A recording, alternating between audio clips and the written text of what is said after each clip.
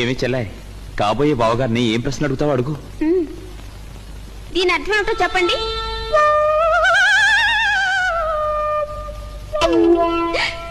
అయితే దీని అర్థం ఏమిటో చెప్పండి.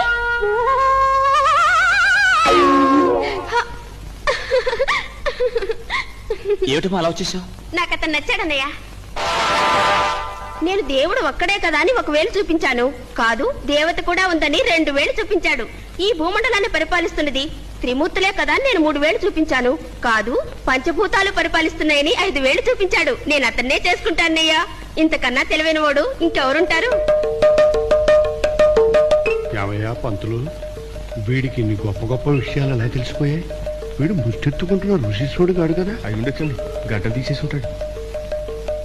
ఏమిరా నీ అమ్మ కడుపు మాడ, దాంతో ఏం చెప్పావు? నిన్నే పెళ్లి చేసుకుంటానంటుంది. నేనేం చెప్పానండి, ఒక పూట భోజనం సరిపోతుందా అని 1 వేలు చూపి